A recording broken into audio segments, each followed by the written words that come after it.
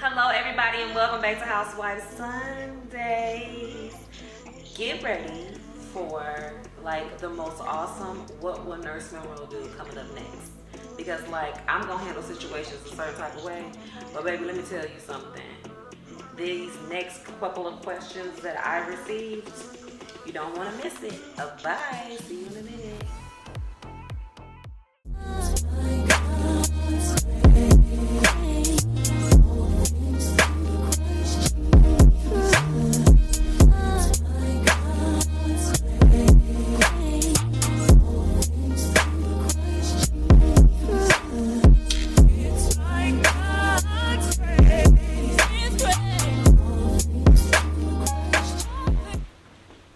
Hello everybody and welcome back to another episode of Housewives Sundays.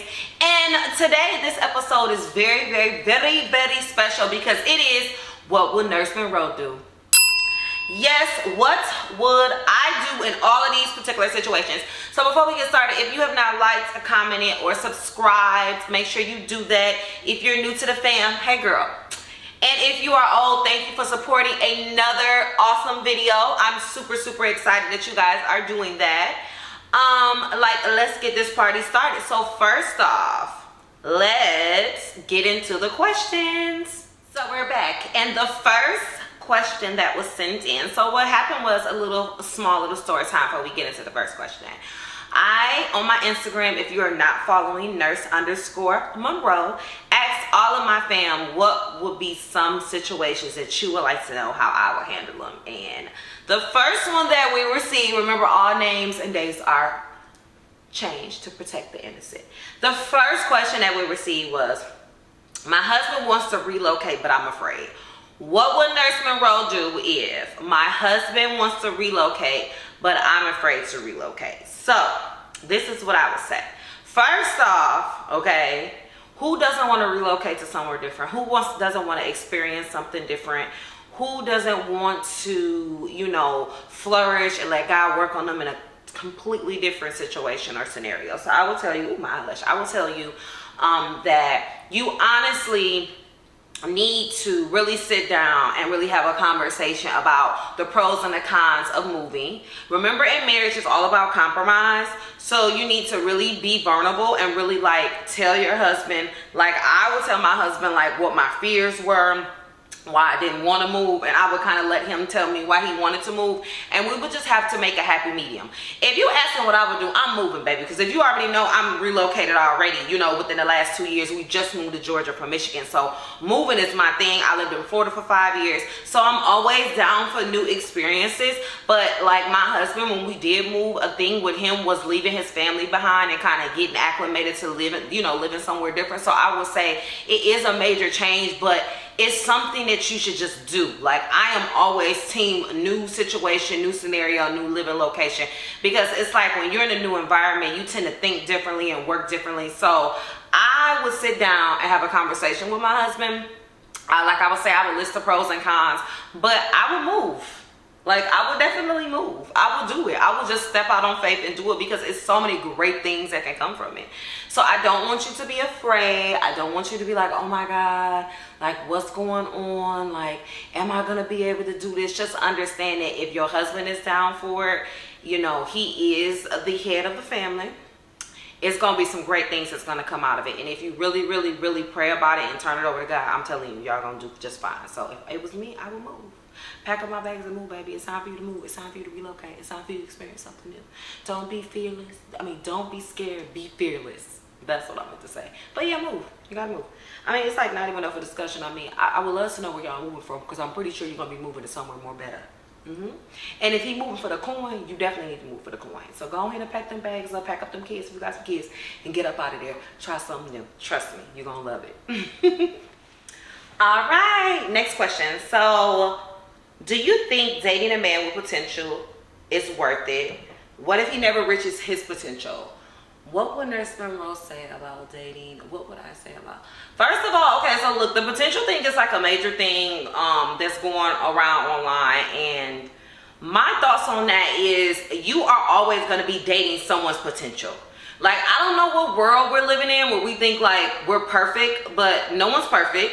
You're always going to be dating someone's potential. You're always going to be trying to figure out, like, is this going to work for me? Is this not going to work for me? Where could we grow? Where can we not grow? Where are we not grow? It's always going to be you constantly in a relationship, growing and outgrowing things and moving forward and talking about things.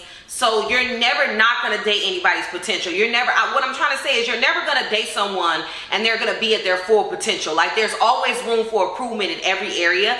I think when people say don't date someone's potential, they mean don't date someone that doesn't have potential to grow, that doesn't want to grow, that doesn't want to learn, that is stuck in their ways, that mentally are not there. You know, when I met my husband definitely had some areas he needed to grow in. I definitely had some areas I needed to grow in. You know, would those areas keep me from being with him? No. Because I know that, you know, together with God, we can work on them together. But certain areas and certain things are just a no for me. And I think that's what people are saying. Don't date those type of areas. Don't date those people with that type of potential. Like the potential to not want to grow, the potential to not want to flourish. You know, kind of, you know, just being stuck in their ways and, you know, not respecting you, not respecting God, not respecting their relationship. If they have children or other things, you know, going on, their responsibilities, they're not taking care of those. That's the type of potential you don't want to date, you know. But there are going to be some times where you're going to meet your spouse, you're going to meet a man and he's going to be in the midst of him working towards something great, and he needs that woman to just push him forward, and that could be your place in his life. But that's something you have to communicate with God, and you have to use your discernment about. You have to understand when something doesn't work for you. I think the issue with potential is that you guys are dating men that have like potential that he verbally says, but his actions are not meeting at the same. Like, he says, oh, I want to do better, I want to get a job, I want to do this, I want to see this, but he's not doing the actions or moving forward to do those things. And those are the type of potentials that you do not want to date. You want to stay very, very clear away from those potentials, because those potentials are a no. But there are certain areas that you can work with your spouse. And when you get married, you're going to constantly be working with your spouse. So you can date certain potentials, but there are certain potentials you cannot date. And those potentials are the ones that don't want to grow, don't want to flourish, don't want to work with you, don't want to establish a relationship with God, don't really want to make any type of commitments, and they're just talking to you. And those, more so, those type of men are narcissists. Those type of men are trying to keep you around for whatever it may be, and you want to stay clear of those.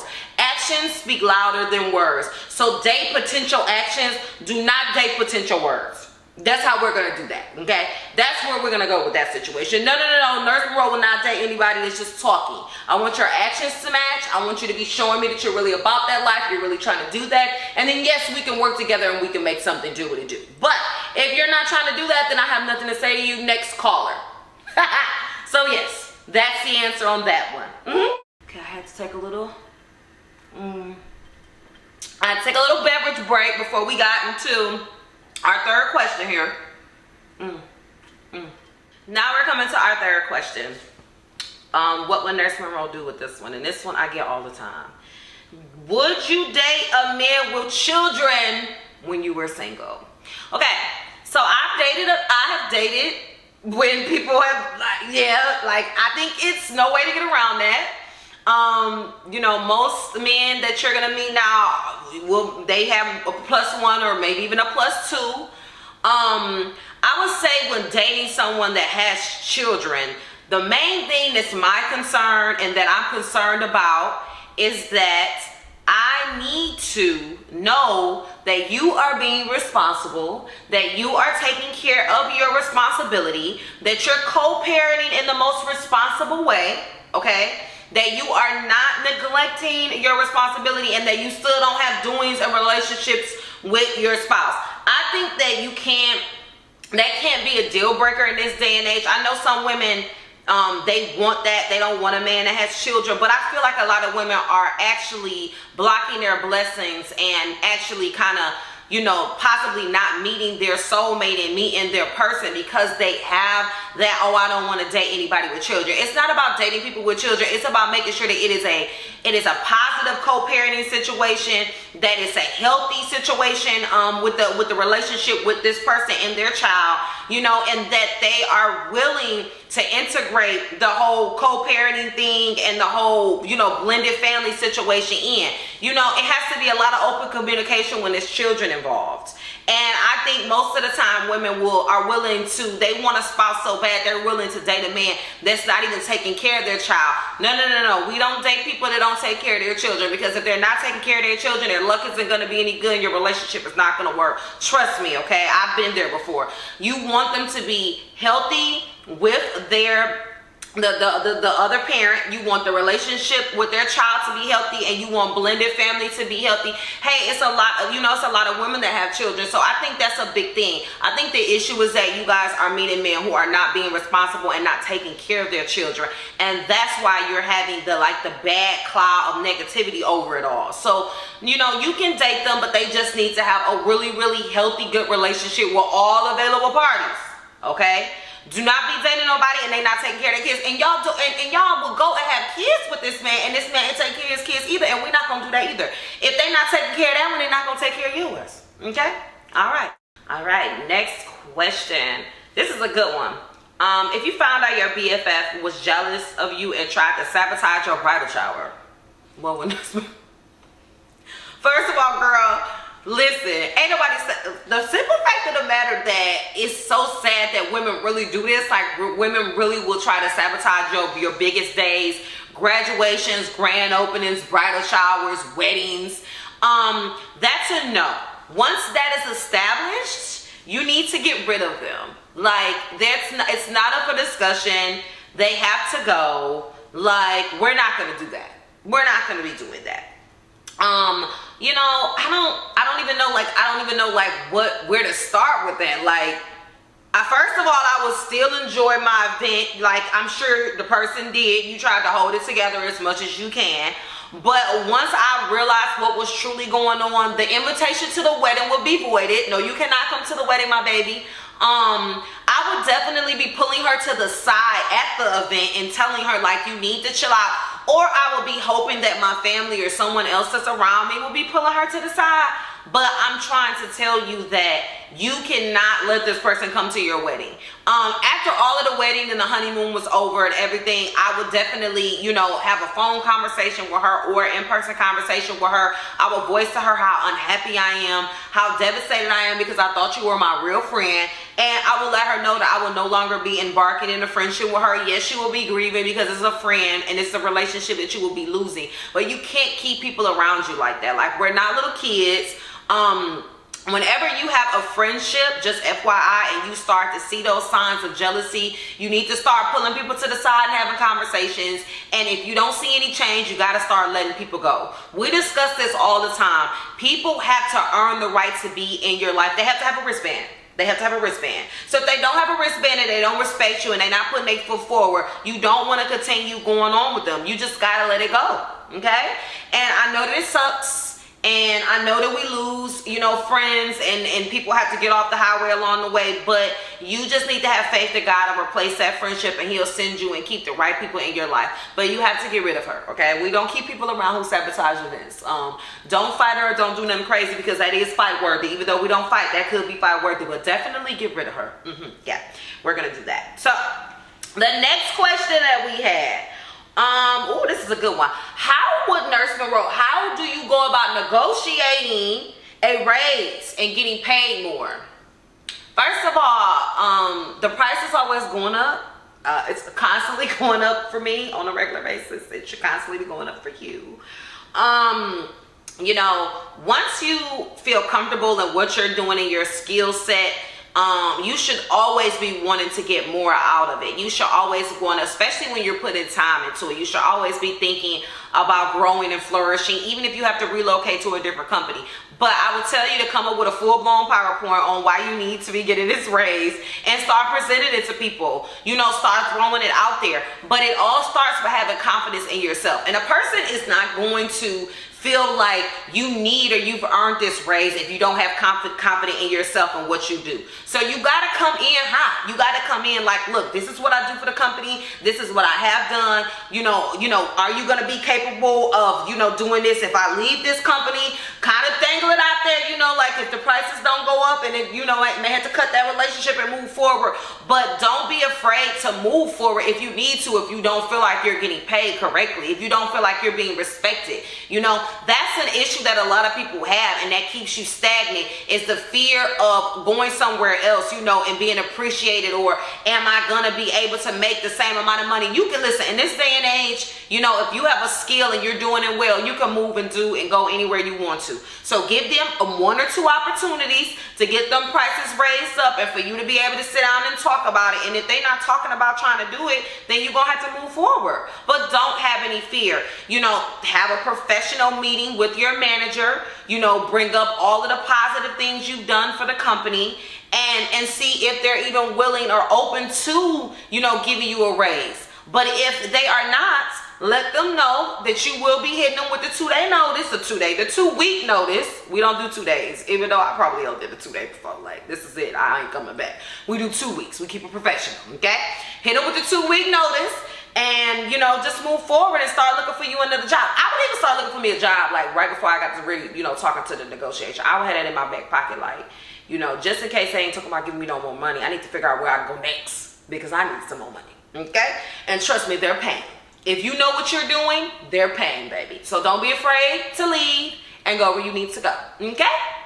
All right, we got another question. So, and just before we get to this other question, if you like this video, make sure you give me the thumbs up, okay? We gotta say that. So the next question, and this is a great one here. This one is a little deep, but we're gonna go ahead and go into this one. If you and your husband both cheated on each other but decided to work through it, okay? Hustle is going to be in the film, and you know how he loves to go back and forth. Y'all favorite nephew is just doing his thing. So, first of all,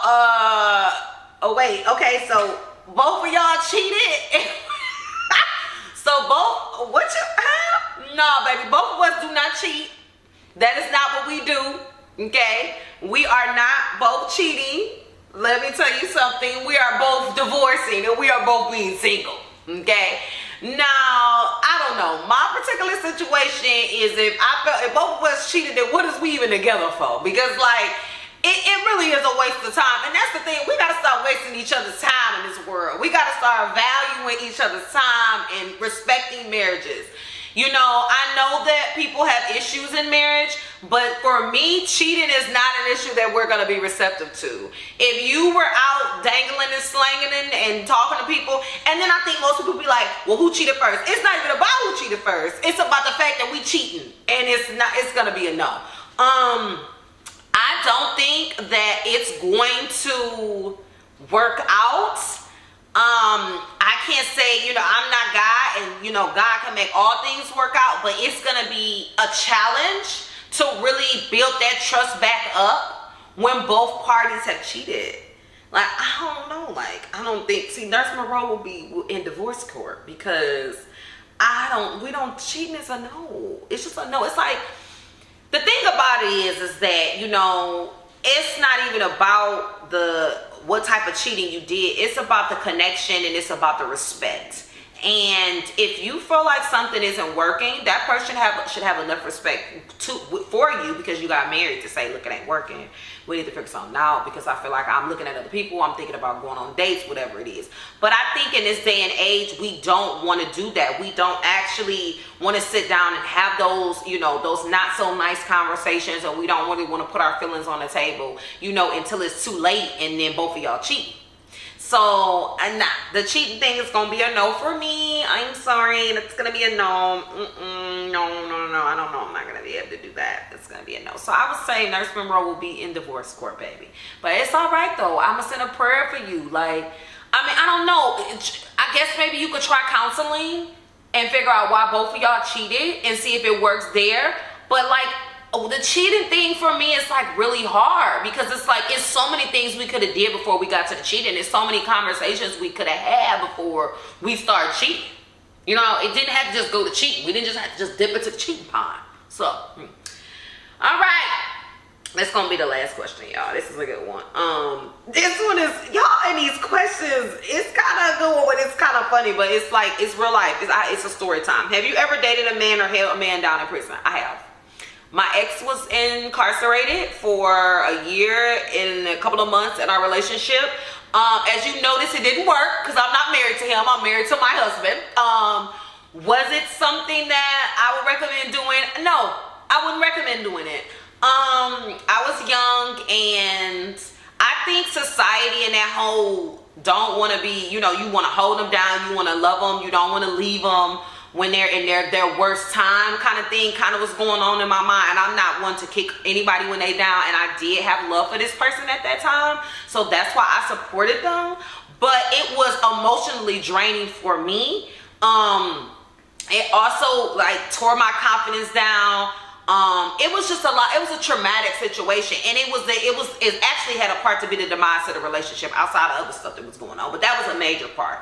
So I would say holding them down, no. Supporting them, yes, but letting them know you're still going to be living your life and functioning as it should be. So, you know, you don't want to kick a person when they down. If this is somebody you love, it's somebody you share a child with, you want to support them. But the holding the thing down, I mean, if it's a year or two, then and y'all in a relationship or whatever, and y'all got children, yes. But like hold it down 5, 10, 11, 12, that's a lot of holding down. And you know, you still want to be living your life. So it's like, you know, I pray, I send prayers up that I never ever have to deal with that situation again. I rebuke that situation ever happening in my life. I rebuke it happening in any of you guys' life. And if you are going through it, you know, it's a challenging thing. Like I said, you want to be there and support the person you love when they are going through, you know, prison. And there are a lot of black men that need our support, but it's a way to support them and still be able to support yourself in the same way. You don't want to lose yourself in that. You know, you don't want to lose yourself in anything, but you also want to communicate and be very open with them and let them know how you're feeling and if you want to continue to live your life or if you want to wait for them, you know. But that's something you really got to have. You really got to talk to God about, you know, and you gotta watch that, because I've seen a lot of negative stories come from that, and I've seen a lot of positive stories come from that. So I think it's all about where you and that person were before you went into that situation. You know, where were you at? In my situation, it was very early on in a relationship that the person went to jail. I mean, he went to jail. I really could have walked away from the situation. I really should have, but it was a lesson. It was something God wanted me to get from out of that, and the lesson was to never do it again. And that was a lesson that I got. You gotta go through it so you don't never do it again. I told you, I am the lady that's going to learn the first time. God gonna show me, it's gonna be toe up, and guess what? I'm never gonna do it again, and I would never do it again. That's what Nurse Monroe would do. She wouldn't do it. She would be living her life. God got somebody out there for you, but remember, everybody's situations are different. And I don't want to be a hater or sound like a hater, but you gotta do what's best for you, girl. Okay? You gotta do what's best for you. So these were some bomb questions. I really hope that I answered them the best that I could. Like, I hope that I gave you guys like very honorable and respectful answers, but it was coming from me. You wanted to know what I would do, how I would handle the situation, and that's how I would handle the situation. I'm not gonna lie and say, you know, oh, I'm gonna handle it a certain type of way because it's politically correct, or I'm gonna always be thorough and 100 with you because we're family, and I want you to know, like, this is how I'm gonna handle the situation. But, you know, like, I can go over a couple of things. The cheating is always going to be a no for me, okay? The dating someone that has children, that can work, that can happen, but like I say, it has to be a healthy co-parenting situation. You know, to negotiating my pay, I'm always going to get my money the right way, okay? Negotiating pay has never been an issue for me, even at the beginning or even when I've been working there for a couple of months. I'm going to always make sure I'm getting paid my work, especially if it's a toxic and unhealthy work environment. I'm going to make sure they're paying me to be there, okay? And, you know, just the whole situation where they come down to having confidence. A lot of these situations you have to have really good confidence for, and that's why I tell you to get you a great relationship with God, because God is going to help you build your confidence, because you're going to lean on him for understanding for all of these things, and you are going to have so much respect and love for yourself that you're going to make sure you have the best outcome out of all of this. Okay? All right. So I am Nurse Monroe, and thank you for joining me on another episode of Housewife Sunday and a special episode of What Would Nurse Monroe Do? Because what would I do, boo? And make sure that you like, comment, and subscribe. Make sure that you leave me some comments below, because I do plan on doing another one of these videos, and I want y'all to start leaving me and telling me what y'all want to know, because it's other stuff that I will handle completely different, okay? And I want to know. So I love you to the moon and back, and I will see you next time on Housewife Sunday. Bye.